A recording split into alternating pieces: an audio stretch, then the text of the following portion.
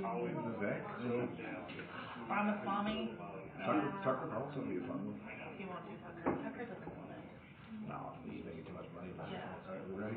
Yeah, DeSantis is, That won't happen. Okay. Call meeting to order. We don't have a community pastor this evening, so ask everybody to stand for the pledge.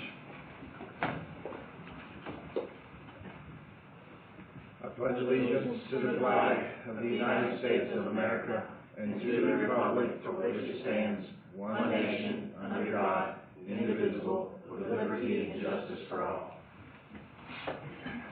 Roll call.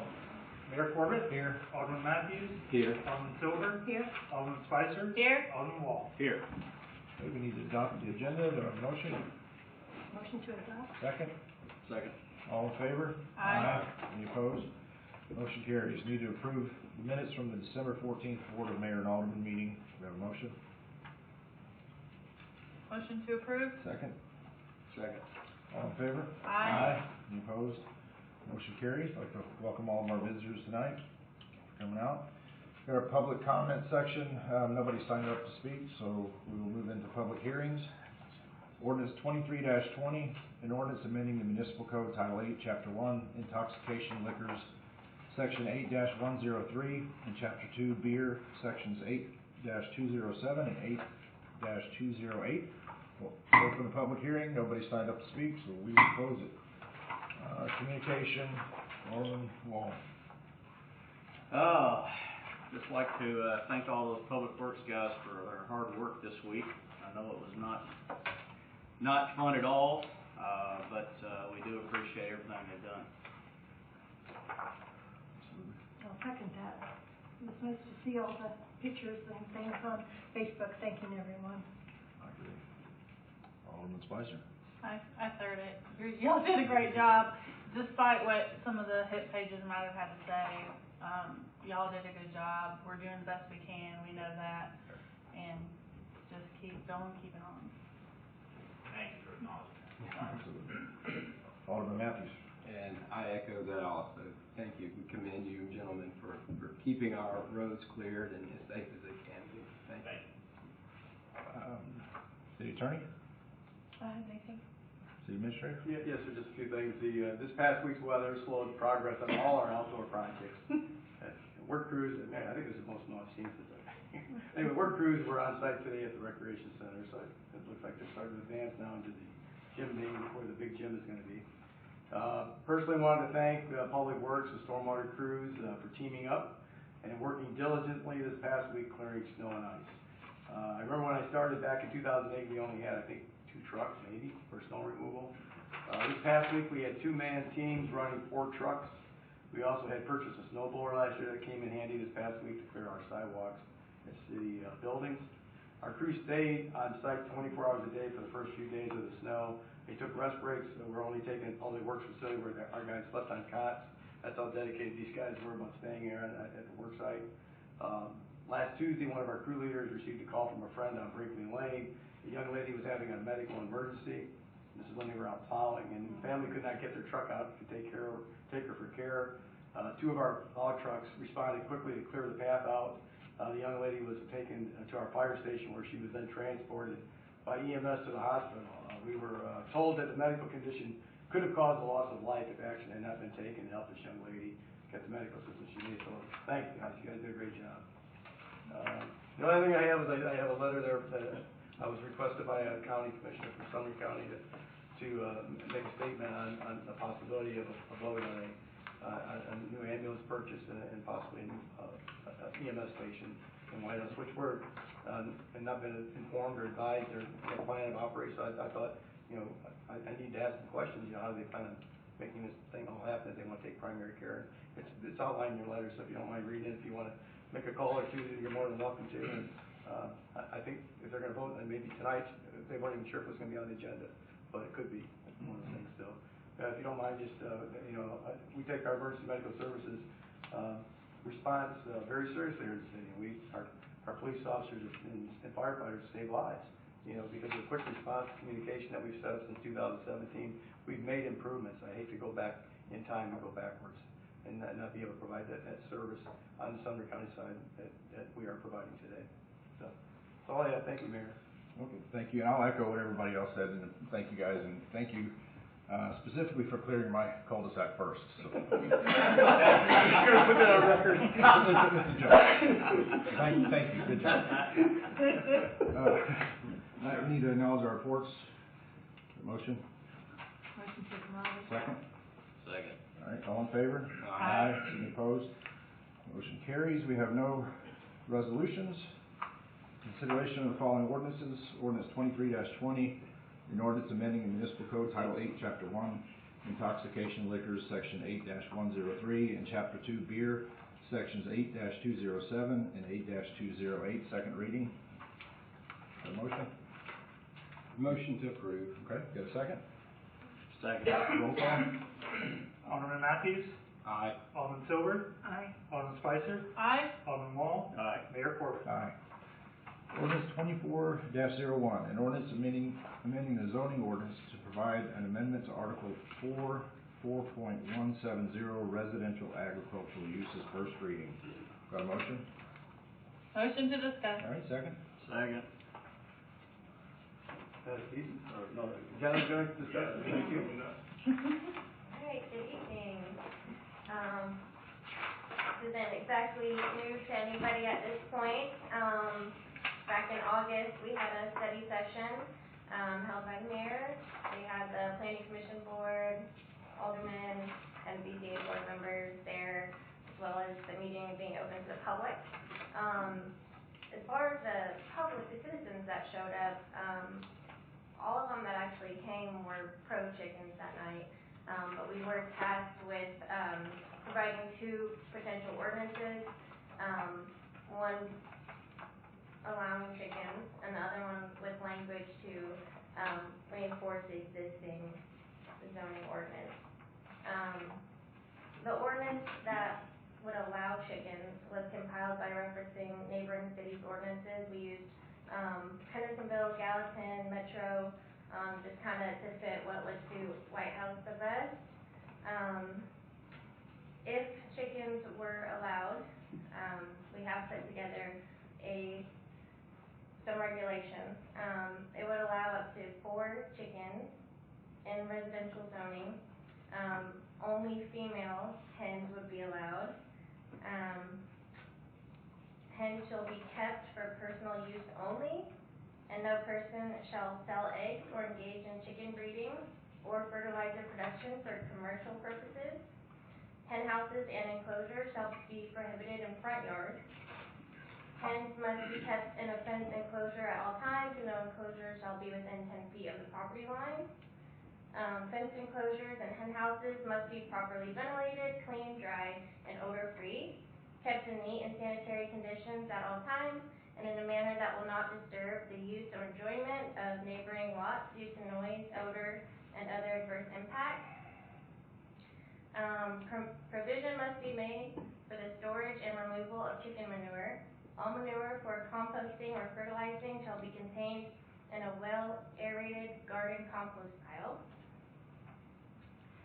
The chickens must be provided with adequate food, water, and vet care, and shall be kept in good health. All food shall be stored securely to keep from rodent infestation, and the slaughtering of chickens is prohibited. That was brought to Planning Commission in October, and it was deferred to the November meeting, where it was passed. So are we going to abandon lot size altogether? We did just keep it as a overall residential, because we feel like anything other than R20, some R15s, I mean, all the new neighborhoods have HOAs, Right. so this wouldn't trump HOA. So it kind of just made more sense to just keep it as in residential zone. Unless the HOAs don't enforce, which we've already got that case going on. Do we already, have so. language that says that this ordinance does not trump the HOA?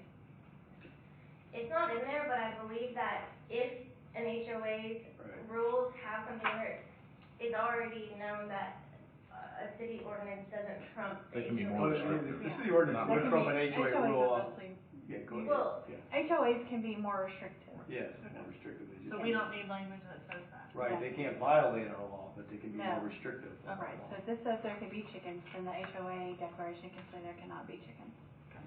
So, we've got, it says that they have to be in fenced enclosures at all times, but it doesn't say they have to have a fenced-in yard as well, is that correct? That's correct, they wouldn't have to. So have fenced in. coyotes and stray kids could walk right up to the pen and, you know, make their way with chickens. So, you know, so they could, you know, I'm looking at this as a situation of, like where I live. I have no HOA. I'm across the street from Tom Byram's farm. Mhm. There are coyotes on a regular basis across the street. You know, I wouldn't dare put chickens in my backyard because I would then have coyotes in my backyard. But I do have a fence, but I look at it as a pool, like a pool. You know, we require to have a fence around a pool. I'm wondering if maybe we should require a fenced-in area as well. Well, they gotta be kept in a fenced enclosure. Yeah, Or but fence that around is the fence? Yeah, well, that means, you know, say if you've got kids that are wandering through the neighborhood, or you got, you know, it doesn't protect, it doesn't keep who doesn't need to be there away. So, you That understand could what be I'm saying added there? in if. Yeah, I mean, it's, I don't know, I'm indifferent, I'm I mean, if it's struggling a with the fenced chickens. enclosure, how big does it have to be? It doesn't say, yeah, it's not gonna be a locked enclosure. We just say fenced yard, I mean, if that's what you guys want to see, just add fenced yard. That could be a pretty big yard, Yeah, that could be If a they very want sick, chickens, yeah, they would have to, yeah. Okay, are you saying around the boundary of the yard? the back, the rear of the yard, where the enclosure's kept at. Okay, I just I don't know if don't that'll want be to something. create something that, I mean, I get what. Yeah, I'm just saying, like, Alderman's saying, but can we say how tall the fence enclosure has to be, or?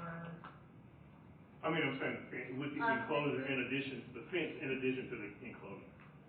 A fenced yard. you Or have to if be in a it was fenced secure enclosure at all enough, times. So then wait, it would serve Because its they do have purpose. coops that have Like that. a fully enclosed It's enclosed, coop.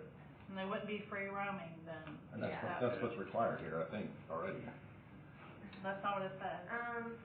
Yeah, we This can is a planning commission in November, back again. I'm just thinking about the days when we didn't have fences in our neighborhood and, you know, the kids ran free through the neighborhood. They'd run through people's yards and, you know, you still got that going on, you know. It's just a safety aspect in my book. So we also decided that there's not gonna be a cost to have chickens and there's not gonna be a permit. So we don't know who has chickens or I who think doesn't. we can still do that from like an in-house perspective. If this ordinance passed, we could still require a permit. for That's an that. administrative thing they can do, yeah. Just us. Yeah. All right. Go ahead. Let Linda talk, she's been wanting to, so. Go, Miss Linda. Go, Linda. I mean, I know that we've had a lot of meetings. We've had 2 planning meetings. We had a special meeting. We had citizens come in. We've had citizens come into the board and the mayor. And to be honest with you, never once have I heard anything that offsets the adverse neighborhood impacts that you noted up above in the ordinance.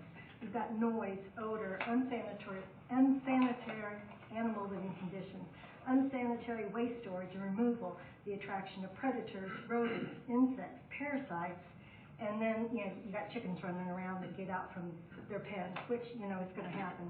So, you know, all of that, and then I just don't see the benefit for it. You know, we've got manpower that we're going to have to turn over to this chicken business. You know, the registration, the enforcement, the manpower to inspect, enforce, and I just don't think a vote yes for this ordinance as it's written. I mean, I was part of the planning commission that we had the meeting and it was passed 3-4. So, I mean, it wasn't a clear cut, you know, everybody's for chickens and I'm the only one Ow. I just don't think it's a priority for the city to broaden, agricultural livestock into a city that's growing by leaps and bounds. We've already, I'm sorry. So I don't think we should waste any more time on chickens, and I think what we need to do is we need to add in one line that says regulations for properties between 0 and 1 acre. I mean, the same thing. Go with the Board of Zoning and Appeals. Okay. So that's my spiel. But good job on what you guys did. I can. So my ward probably has the most number of neighborhoods that are non-HOA. So it's usually legacy neighborhoods and that are older, and there's not an HOA with them. So they're going to be impacted probably significantly. So the feedback that I got from my constituents is I did have some that wanted to have chickens on their property, but the overwhelming majority of them did not want it. They were concerned about all the items that were listed here in the ordinance, and they felt that it would not be a good idea to have them. And they don't have an HOA to protect them. They have to. We're here to protect their property, and I think also I agree with Linda, Miss Alderman Silver. I think enforcement's going to be a big, significant issue, because now when you go into a piece of property, it's either if they're over an acre, you might need to clarify, like you have, the requirements for having them. But for a piece of property that is not over an acre, it's pretty easy. If you go onto the property, you see that there's a chicken there, they're out of compliance. You're going to get into having to determine whether the odor is sufficient or not, which way the wind's blowing. You can get into some real nuances. So I think that, it could be a lot of work for our codes department to enforce. But those are the items I have. Jana? I don't really have anything to say, honestly. Most of what I have concerns with has already been spoken about, so. If you don't mind me asking, if I would I know they put a lot of work into the ordinance, and we definitely want to do what this board wants. So, are you okay with the current language that we have now versus this language? If we were to vote this down, or I don't want to go and make a lot of modifications if we don't need to. If you're okay with what we currently have, which is over an acre, and they have to go before BZA to determine how many chickens they can have. If you're okay with that, then that's one thing. But if you want to make amendments to this, we have an opportunity to make amendments to this between now and your second reading, or you can vote it down this reading and it ends it right there completely. So it would work it, because I'm not hearing a lot of positive here. So, right. So whatever you want to go, but that's your options, I guess. Vote it down and keep it as it is, or make amendments to this one that would satisfy you all to continue to take them to a second reading. Yeah, my personal thought is I think this whole this is going to be a nightmare to enforce. It's going to be the same as we're doing now, where it's enforced by complaint. It's not like they're going around inspecting everybody's property once a month and testing the odor level. And it's if somebody complains, they go out and make sure that they're in compliance. I don't think it's going to be that big of a deal, but we'll do what the board wants to do. If we didn't have developers pushing the wildlife out of their natural habitat and winding up in everybody's front yard and backyard and wherever, I wouldn't probably be as concerned about the coyotes, but you got to worry about all the other aspects of it too. So the safety, the cleanliness, that's the big thing, because people say they can keep them clean, but I've been around chickens a lot in my life, and they're never clean. I'm not sure it's any different than somebody's got 4 pit bulls in the backyard, but It's not. It's really not. I just don't. Yeah. Feel like we're singling chickens out. I hear what you're saying. We're not enforcing anything now, so why are we? Not unless somebody complains, and then I'm sure when they do, you guys go out and address it. But We do, and I guess on the other side, if we want to keep the ordinance as is, I do just want to tighten up the language a little bit, because I have a lot of people who go ahead and get them already, and then we have to say you can't. But when they looked it up in the zoning ordinance, it just says for acres between 1 to 5, and then there's nothing else, and so there's nothing that clearly says you are not allowed to have them. So it's hard, it's Right. a Hard to enforce. See, just can we make that part of our Yeah, we're land doing use, Yeah. rezoning, but we're redoing the whole zoning code anyway. And that would be a good chance to take a look at that and tighten it up a little bit more. Yeah, so for someone now, if they have, over 1 acre, how many chickens are they allowed to have? Does it say specifically in our? No, BZA there's not tells us.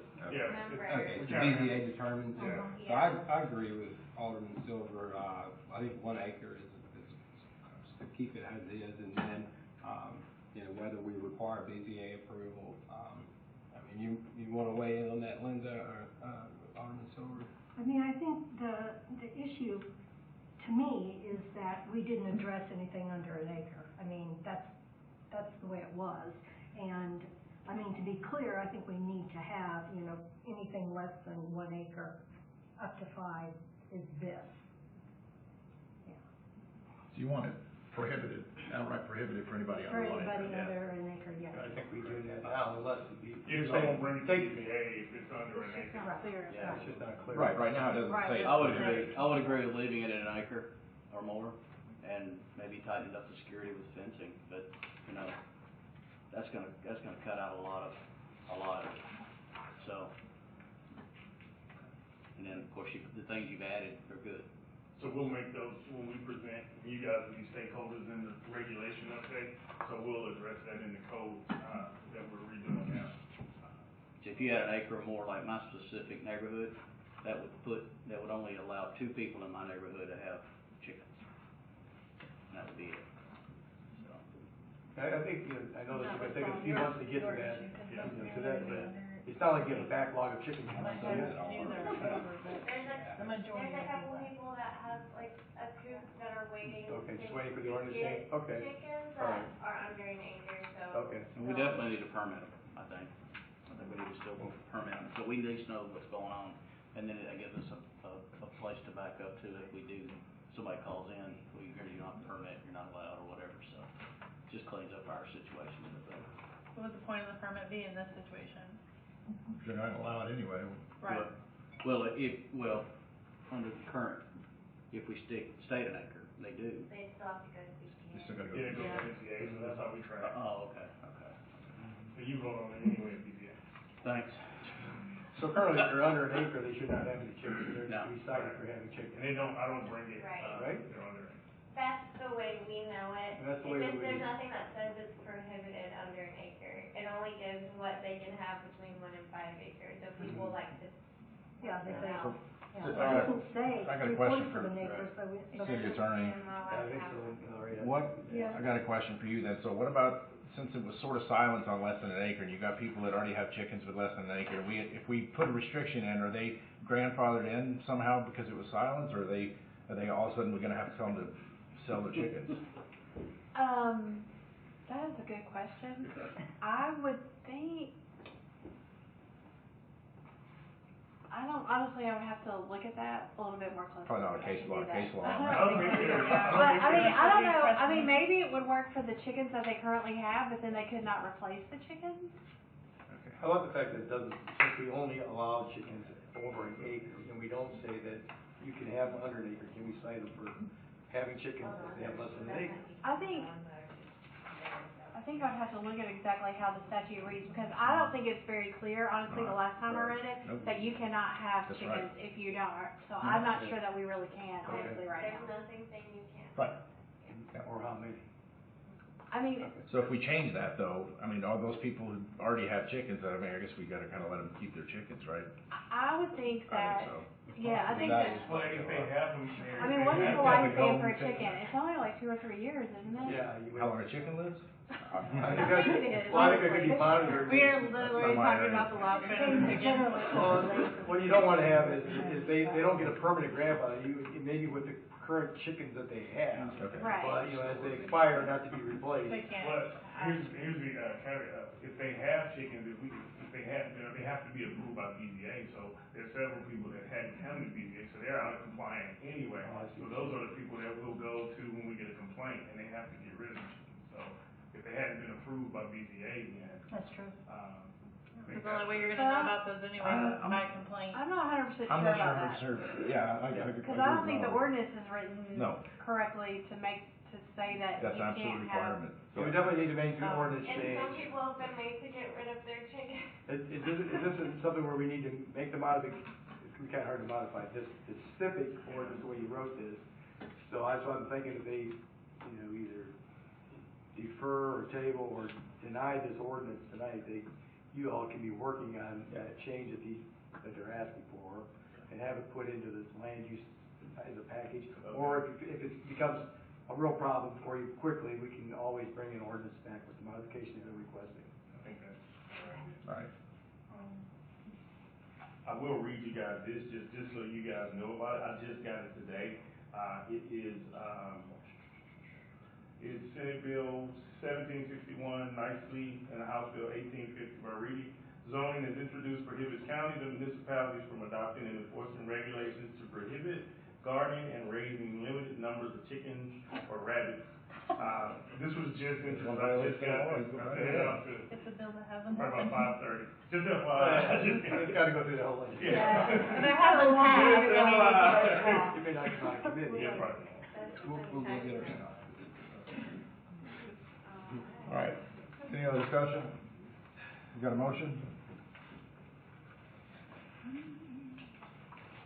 Motion to deny. Okay. Second? Second? All right. All in favor? Aye. Opposed? No? All right. What do we got next? Purchasing. Oop, nope, sorry. Ordinance 24-02. An ordinance amending the municipal code Title II, Chapter 2, Library Board, Section 2-210, Schedule of Fines, Services, and Damages, first reading. Got a motion? Motion to discuss? Okay, second. Second. Elizabeth? Okay, so, in 2023, the library board tasked me with researching going fine-free and whether that would be a good fit for our library. And so what I did was I reached out to every library in the state of Tennessee that was fine-free, attended webinars, and took that feedback to find out whether it was something we wanted to pursue. What we did find was that when libraries went fine-free, they had fewer blocked carts, they had better patron interaction, fewer items that were never returned, and then actually an increase in circulation. So based on all the positive feedback, the library board recommended that the BMA remove late fees on all items except for technology devices. And the reason we did that is because those items already are kind of hard to get back. Even with the fines, we kind of have to cut them off and turn them off to get the patrons to bring it back and then turn it back on. So we felt like leaving fines on that was a good thing. Now, even if we go fine-free, the patrons would still be charged the cost of the item after it's 7 days overdue. So that would keep the patrons from being able to use the library and take everything and never bring anything back. So if they want to continue to use the library, they have to bring that item back, and then we would waive that fine. So any questions, comments?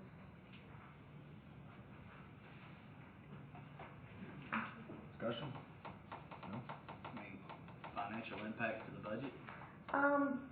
I did look at how much we have in a year. I looked at a year, how much we accrue in lost items. And last year we had 576 items that were lost, which totaled to $8,000 equivalent in lost items. And we only got, we waived some of that because, again, if they bring the item back, we waived it. So we waived about $2,000, and then the other half that was paid was only $319. So we really don't ever recoup the lost items. So going fine-free actually might help us recoup those items, so we're not have to spend our money to replace them. And then in fines, we accrued $5,000 in fine, and we only took in $2,000 of it. So even the late fees, we're not accruing everything back. We will still actually take in some funds because we will still charge for, again, the late fees on tech devices, faxes, prints, out-of-state fees, replacement cards, so there will still be some, but it's kind of gonna, in a way, offset, because hopefully we're not being out as much money. So even if we don't take in as much, we hopefully won't have to basically pay for those lost items that never came back. Does that make sense? Yeah. Okay. Okay, any discussion? Motion? Motion to approve. Second? Second. All right, all in favor? Aye. Any opposed? Motion carries. Purchasing, to approve or reject authorizing the city attorney Valerie Webb and city administrator Gerald Herman to proceed with condemnation of a portion of 2 parcels for right-of-way and easements for the Southern Force Main Phase 4 project. City administrator recommends approval. Got a motion? Motion to discuss. Second? Second. All right, Charlie? Valerie? Sorry. So there are 2 properties on Sage Road that we need for the Southern Force Main Phase 4 project, and we have not been able to get any response from our attempts to communicate with the owner, and so this is really just, we're gonna serve them with condemnation so that we can at least get them to respond to us. We had So, properties appraised. yes, we have the properties appraised, and I think it's only for about $3,000. Something like that. It's not $3,000 very much. is really how much it is, so it's really not a big, it's not a big impact on their properties, we're just not getting any communication back, and this is really the only, our last resort, so. The appraisals that were done for those, why was the difference so much, for the 2 properties in the trust versus what we saw in some of the other ones? It was a very small, Okay, well, the Yeah, square one was real square small, the footage other was Yeah. pretty close, I think, on some of the other ones, but I just noticed that it was significantly lower than, if you calculate per acre. I think it was the impact on the people's property. There were just a lot. There was a lot of trees that they were gonna lose. Okay. And, it was gonna impact their yards significantly. The other 2 parcels these 2 particular parcels, one is at the corner where the little barn is, and a little garage. And the other one is a house that sits way back on, Sherry Lane. It sits far back, it would only be a little side yard spot, so I think that was why we've seen such a disparity in the appraisal value. Yeah, I was looking at that too, the Optima Trust, it come out to $2.49 a square foot we were gonna give them. And then Mosley's gonna get $18.81 a square foot. I didn't, Not apples to apples, though. I think it's the impact of the yard. Well, then I went back and looked at the other ones that we were paying, and like Leftwich's, they're getting $3.46 a square foot. Hampton is getting $7.19, and it's. Well, some of those were negotiated ahead of time, we didn't get Oh, into the that's what I was appraisal gonna ask. process. So, yeah, so. I just wanna make sure that we're not taking something by eminent domain that's or condemnation that, taking advantage of the situation, so. Exactly, yeah. I think this is well, not all the we way we can want do to do it. is base it on the appraisal. Right. So, Well, I noticed they gave us the appraisal, but they didn't give us the sheet like they did on the was it the Mosley property? The summary of values, they gave us, we've got a summary of values on that one, but they didn't give us on the 2 for condemnation. So. Yes, because, I think, when we started the negotiation with Mosley's, that's the Yeah. next property we talk about, but, they wanted significantly more money than Right. like $80-something thousand, and I started out like at 7 or 8, I think, whatever. So we were working our way there, and then we finally said, let's just get the appraisal, and the appraisal came back higher than I anticipated, because I was thinking I had the other 2, and so, they came back higher, but a lot less than they're asking for. So that's why, that's gonna be your next request, is that we look at that one, because we may have to condemn that property too, if they don't settle with the appraised value, I'm not gonna go any higher. Is it, you got a difference in zoning between the Optima and the Mosley, or is it? That would affect One of those? them, I think, was it the Mosley, I think it may have been industrial. yeah, somehow it's zoned industrial, Yeah. and I think we were talking about trying to get that fixed to be residential, but I'm not sure. And they didn't wanna go that They way. don't That's wanna gonna do that. significantly change that. It does not. It does not, because we looked at that, and, and the industrial values, we were paying for land out around the corner, it wasn't as high as this. Commercial. And if you look at, Significantly different. I'm not sure if the stakes are still there, but if you look at the Mosley property, it really impacts how much, you know, Road it's a lot frontage. further into their yard, Yeah. whereas, Oh, like, on the okay. Optima Trust, it's really not, Yeah, it's right. just the corners. Yeah. It's a corner that people cut through anyway. Alright. Do we need this before the attorney that we're using? yeah, we have outside counsel to handle the condemnation, and, you know, we just need this approval before we want to go forward with that. So the Mosleys have not agreed then? We have not heard back from them yet. Just kind of with the snow, we have, you know, kind of, we haven't had a chance to, I have not, another attorney in my office is working with them, but I have not heard back from him. We kind of keep missing each other in the office with the snow. We'll hold off till we definitely know for sure one way or the other if they're gonna accept the appraised value or not. Right. Before we even We're move not forward gonna- on condemnation on their property. Yeah, because we are in contact with them and talking with them about this, whereas the Optima Trust, we can't get anybody to respond. Do we know who the owners of the Optima Yes. Trust are?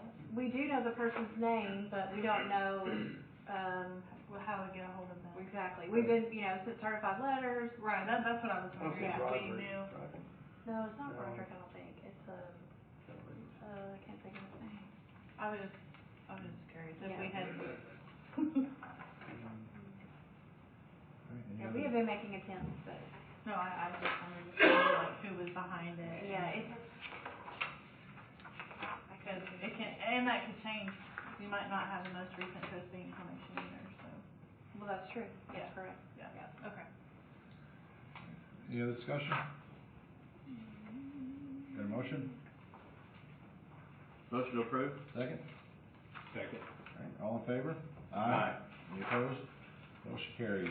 To approve or reject City Administrator Gerald Herman to acquisition by purchase or condemnation of an easement and right-of-way of a portion of land owned by Michael Mosley at 218 Sage Road for the Southern Force Main 4, Phase 4 project in the amount of $38,107.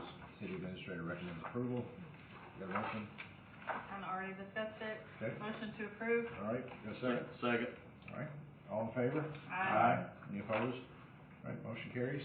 Other business, to approve or reject the results of the financial audit completed by Kraft CPAs for the year ending June 30th, 2023. The finance director recommends approval. This is the study session we just had, so you got a motion? Motion to approve. Okay, so second? Second. All in favor? Aye. Any opposed? Motion carries. To approve or reject subdivision infrastructures and street acceptance for Fields of Oakwood Phase 1 and Phase 2.1. Planning and Codes Director recommends approval. Got a motion? Motion to discuss. Second? Phases 1 and 2.1, have been inspected by staff, city staff, public services. So we feel that they're ready to go into the maintenance phase, which will be 10% of the total bond for the next year. 10%. Any questions? Okay, got a motion? Make a motion to approve. Second? Second. All in favor? Aye. Any opposed? Motion carries. To approve or reject subdivision infrastructures and street acceptance for the reserve at Palmer's Crossing Phase 1 and 2. Planning and Codes Director recommends approval. Same with this, reserve, planning, for 1 and 2. And I just wanna give a shout out to Isaiah, because he's really instrumental, and Travis, very instrumental in helping. These bonds are really difficult to keep track of, and, feel like, you know, they do a good job, and, you know, getting us to this point to make sure the developers are held to a high Holding their standard. feet to the fire, Yeah. Okay, good. Job. All right, you got a motion? Motion to approve. Second? Second. All in favor? Aye. Any opposed? Motion carries. We've got two discussion items. First one is transportation. I believe this was requested by Alderman Matthews, so I'll let you have the floor. Yes, we put together a ad hoc, transportation committee this year, and, Regis was the chairman of it, and thank you, I appreciate you chairing it. I think, Joe, we had some really good meetings. You know, we had an initial meeting starting out in August, and then we met, with 2 engineering firms and 1 planning firm. And I think we really got a lot of feedback, and it's something that was I think, good information for us to have as a city. So, I guess Gerald, in December, we decided to dissolve it. And I know, CGS, you've got a big project on your plate that's coming up next year. But I think, that with all of the increased population that we have coming into the city, we really need to take some time and focus on our transportation. And I'm not sure what the best way to do that is. I know that some cities have transportation committees that are separate from their planning commissions. And they work hand in hand. Usually members of the planning commission are on that. And then there's also commissioners or aldermen on that also. I think that's one way we can look at it. We can add it on to the a planning commission, but I think there needs to be separate focus outside of the agendas. There needs to be some specific discussion with that. But I think we need to spend some time. Gerald had mentioned that we want to look at using our comprehensive plan to plan our transportation, which is kind of what's laid out now. That's what we're supposed to be doing. But one of the things with our comprehensive plan is when it was done, the analysis for our transportation was done with an estimated population at 2040, in the year 2040, at 14,226 people. So that plan, if you haven't looked at it, it missed the population by quite a bit. Oh, yeah. We're already over that, and we're 16 years out. So the entire analysis, if you look at it, that's based off of that extrapolation. Some of the analysis with the projects may have changed too with our increased population growth and projects that are coming in. I think that at minimum, we need to, and this ties back to not only long-term planning, our current projects that are on the list, which we have a meeting about next month, but the budget coming up. That's my critical item, because I want to make sure we have a plan. We talked about it during this year's budget vote. We pushed the comprehensive plan, or the comprehensive traffic impact study. We pushed that out of the budget, and I feel that we need to have something in place for the budget coming up this year. It may not be everything that we want, but we need to have something in place. And I think looking at updating the transportation plan, and it could be done separate from our comprehensive plan, would be a good start. And I can show you, I'm sure you've seen some, just to reevaluate that and walk through that. And we can talk about that later on too. But I think we need to put the focus. I think all of those things that you just mentioned need to be discussed before we make a decision about transportation, because budget's important, and this could have a very big impact on the budget and alleviate some of the other projects that are necessary in White House right now. One of the things that I have a question about is, don't most of our developments now have a traffic study already done and tell us what we need to do and make recommendations? They have a traffic study in there, but I was going to just add to the discussion, we're fortunate to have Sean Fowler, who used to work for GNRC, doing NPO, and he's been, we've been looking at, some of these things. So I think in the next 6 months, we'll get some valuable information and a big resource from the tools and knowledge that we have access to. So I just wanted to add that just to the discussion. Thank you. If you don't mind, just say a few things. Sure. It was to the point where I think, we had to make a decision to formalize this committee, not just have it as an ad hoc discussion, because I really wanted to grasp and gather from Alderman Matthews what he was seeing as a vision and where he was going with it, so I could try to help get us moving in that direction. I always feel like, my job is to try to help move your visions forward into reality. And so I think it was getting a little bit more complicated. Plus, like you said, CG's got this big land use plan, our public service director leaving, and taking on those extra responsibilities. It just wasn't the right timing. And I've been working on a transportation improvement, with the certain roads that we have, and it's no exact science. It's based on a lot of our transportation studies that are done in communities. We kind of know where the hot spots are, right. Or if we get concerns, from a neighbor or something, we in a neighborhood, they're having a specific issue, we can have that evaluated. So what I've done is, for your study session, just to kind of prep you for it, I put together 6 projects that I think are really important out of a list of about 23 projects that I have. Some of the 23 projects are being done by private developers and stuff as we go, like around the Publix and Raymond and that. But I have these specific 6 projects.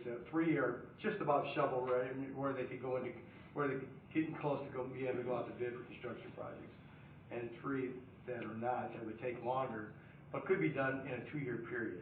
So within a 2-year period, if these 6 projects were all completed, along with the projects that the private developers are doing, it would have a significant impact on the improvements of traffic flow through the city. I'll give you more information on that as we get to it, but I've already had a cost analysis on all 6 projects. One of them is your priority project. This board, after when we did the budget, I thought we were done, and then this board said we want to do something at Pleasant Grove Road in 76. And so, we're just about ready to go on that. We're just having discussions today with our city engineer about, he's trying to avoid having to buy us having to purchase any right of way along that stretch there, and so he's looking at a retainer wall versus the cost of that. So we're getting close on that. But so I had to look at, if we're going to do this, just this one project, how are we going to fund it? Because we were going to fund it with debt. So I've talked to both Raymond James, who's done some of our debt projects, along with the Tennessee Municipal Bond Fund. They both are giving. I've already got one proposals from the Raymond James folks. I'm waiting for the other one that should be coming in this week. I'll have that information for you to show. Basically, I'm doing 4 levels. One, do you want to fund just the one project you recommended? The second one would be to fund 2 projects that I think, Sage Road, which is another highly important project to get done. And then I think we have North Palmer's Chapel is one that's ready for construction. And then we added, I think 3 or 4 different, I think we did 4 different structures of the loan that we can do if we want to do that. It's going to give you a lot of information there. And I'm also going to have Jason do some analysis for me on, what impact does that have on our debt overall? What percentage of that makes up? Mayor's asked us to even look at possibly, how do we go about if we were to increase taxes? How does that? What's the best way to go about that? So obviously, this board has the right. Only 3 of you can approve a property tax increase. That's possibly one way of paying for the additional debt that would be taken on. And then there's another way of doing it is through referendum. I've already talked to Lori Ashley, and Sumner County handles all of our election issues. She definitely advised me that it would be wise if we do something like that. We would want to do it in the November election, which would be $0 versus a special election like Milledgeville just had at over $90,000. They have to pay for that special election, so we want to do it at that time. She said some cities have tried sales taxes, and she said they've never had in Sumner a tax that's been passed by the people that are being asked to be taxed. Okay. So, but the property tax is different, and so we'd have to look at the charter, and then she said you'd have to word it, this specific resolution that would have to be done. So we have different ways. So I'm going to present all this to you in a package, and hopefully in a PowerPoint presentation. Derek and I are going to work on that right there. We're going to make sure we can get it together for you. But we're looking at all these different options for you because you guys have to make some tough decisions about roads. We really, we have spent a lot of money on roads. It's only what we could do from year to year, and what grant money we could get. But we have spent a lot of money on buildings and stuff right now. So we have a lot of that, and new treatment plant, but not specifically transportation roads. At the total cost that I have on all 6 projects is a little over $10 million, which is not even what we pay for this building. We pay 11 right for this building. Yeah. And you see the impact of what that would have on our road system. But anyways, that's my plan, and I'm hoping you guys will be patient, and we'll get there at the study session, and I'll give you a lot of good information, and then you guys can start, discussing at your meeting, in your regular meeting, how you want to go, what recommendation you want me to go with, so I can start, because, if we do it, when we start structuring debt, we have to go through resolution and stuff. There's a process. It's going to take us a few months, and then get the bids going and that. But it most likely will push us in the early summer or going into the next budget year. So you're right, Alderman. We have the budget issue. We need to discuss this. And which projects are most important? I didn't prioritize them, but I'm just going based on what I'm seeing and where we're at with projects and what this board says is a high priority project for them. So I'll be presenting that also, in February, which will help me then prepare better for our I think it's our April meeting that we're going to have now for our budget. retreat. When we have our budget retreat, I'll be able to get into more. And Alderman Snower, I apologize immensely about you not being able to make that meeting. I mean, there's so many moving pieces that if we could have, we definitely would have done that for you, but I definitely want to make it good, right for you when we get that done. I'll do the best I can to get you all the information you need. But that's really where I'm at with this, so I do appreciate Alderman Matthews. And just for some historical perspective, Alderman Matthews, was reading the 2002 minutes, and back in 2002 there was a transportation committee. And for some reason that year they changed it to the safety committee. And then that must have went away too, so I don't know whatever happened to that, but there was one at one time, so there you go.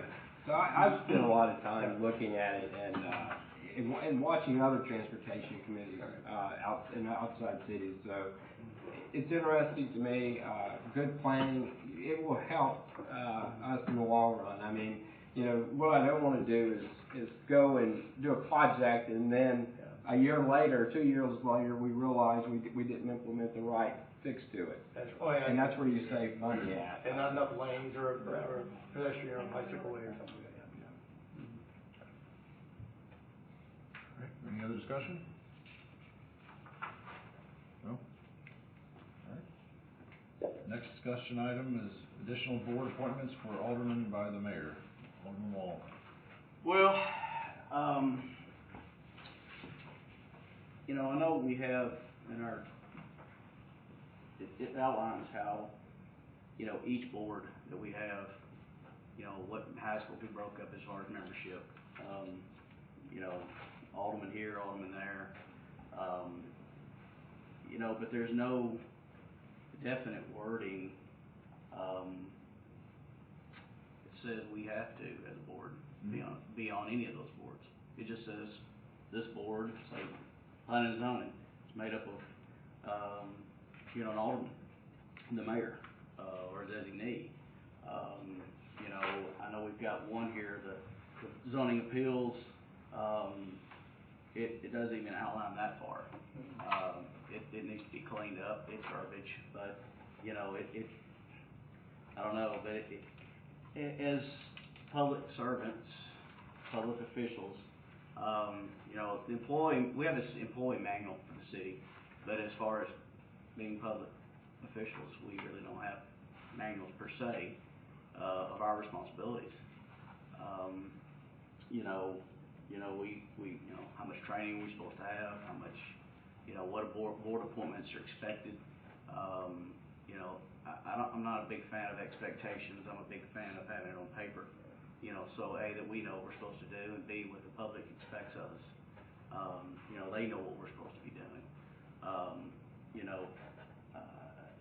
I'm lucky enough that I can serve on this board and 3 others, but I would like to see us possibly put some finer light to the expectations of what we're supposed to do there. If we're supposed to, if we're supposed to serve on a board other than this one, everybody needs to know that coming through the door, that's what we're supposed to do. It comes down to what events we should be at, what are we supposed to do as public servants? I guess that's what I'm trying to get at. Yeah, I mean, I think some of that is just your own judgment. If you want to go to an event, you go to it. I'm not a big fan of requiring somebody to show up to a Christmas parade if they don't want to. But, right. But as far as the boards go, I mean, I see your point. If it doesn't say we have to, and that's sort of the expectation, then that should be, I'm okay with putting that. Are you saying it should be an alderman, a current elected alderman that's currently not serving on another board? Because right now it does say alderman, so that's. It does, but it doesn't say that we. It doesn't say that we have to. Yeah, I think what he's saying is he wants it to be a requirement that all aldermen serve on at least one other board. I don't But I'm not. know that we can do that. Can't do that. I mean, I think it would have to take a change for our charter. Right, and the charter you can't change because it's state law. We're a state law charter. So when you look, we're not a private actor or anything like that where we can make our own rules. We have to follow the charter that's set up by the state. So, but bottom line is that the authority is given to the mayor to make the appointments to all the boards. And there's a reason for that, so the mayor can drive the direction of the city the way he'd like to see it go. And he or she would like to see it go. And so I think it's important that be maintained. I think the only thing that, as far as requirements, a elected officials academy, you're not even required to do that, it's recommended that you do that for your own knowledge. I know a lot of times, I think we're doing it now online instead of having to go away, but you have, I think there's 2 different levels of elected officials academy. By law, because you're also the wastewater management board, you have certain training requirements that you have to do. All of you have to do that because you're by law on this board, which is the wastewater management board, so you have to do that. But as far as the appointments go, you're right. We caught that with the Board of Zoning Appeals. We don't have to have an alderman on there. So I mean, if somebody that's on there now would like to get off, the mayor can make an appointment for a citizen to be on that board and be fine. But again, these are the mayor and his discussions with you all, and you know, I think if you go to any city, any county, you're going to find that aldermen or commissioners or council members, whatever they're called in a particular government, is going to have assignments in various committees. I mean, it's just kind of, you know, whether you can make them or not, that's up to you, you know, but I know it's a lot to ask for you guys. Are very low-paying positions, and you know, most of it's volunteer. You got to put your hearts into this community, and so I don't know if you want to take that away from the mayor, but I think it's. No, I don't need want more clearance. We'll try to clear it up as best we can. No, that's not the intent. Yeah. I'm just looking for, you know, clarification. You know, me, I came into this position, I knew more than what Linda would probably know when she came in. So, you know, I'm looking for like. Throwing shade. Yeah, I will. Well, what I'm saying. Cold, isn't it? No, I mean, you know, as far as what's expected of us as in our role. Okay. You know, we have really no written guidelines per se, and that's kind of what I'm getting at. We have no written guidelines as to what is expected of us, and it you know, it comes down to what people tell me. Which is really, Alderman, is really the most important is the people that vote for you. Right. If they feel that you're not doing your job, or there's complaints that you're not participating, you're not showing up to meetings, you're not doing what they think you're doing, then you may take a chance of getting voted out. Right. So that's really who draws the line. You know, I have the 5 of you that you know, that supervise or make sure that I'm doing my job, and the public make sure that you're doing their job, and then you know, vice versa. So that's the difference. But I hope that clears it up for you a bit. But we're willing to help you. Yeah, I'm just looking for, you know. I thought maybe you wanted to start clearing the alderman off the ordinance. No. Make the recommendations, and we'll start removing them. That probably wasn't written. There are some worded cities right, but where the aldermen do not serve on the boards just because of the number. Yeah. And you know, or the commissioners. Yeah. But you know, I think it's but just note that. Is BZA the only one that doesn't have a designation for an alderman? Yes, I believe. Well, no, that's not true. The Industrial Development Board and Board of Construction Board of Appeals does not have one, but your basic, your main ones, your beer board, your planning commission, your library board, they all have that. Yeah, I mean, yeah. Yes. If you see designated, it's usually the mayor is on all the boards, except the designated is usually me. I'll vote on behalf of the mayor if he's not able to make certain meetings. That's generally why we have that language in there. Okay. Any other discussion? All right, we got no other information. We are adjourned.